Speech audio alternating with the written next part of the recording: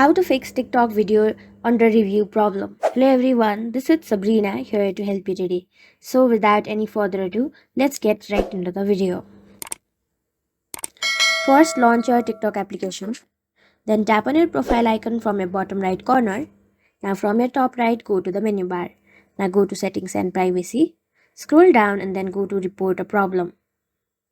After that, scroll down and then go to search. Now select other. After that, select no and then go to need more help. Now what you will have to do is simply write down your problem. Simply say, I have a video and it's under review more than 1 day, help me please. And then simply send it.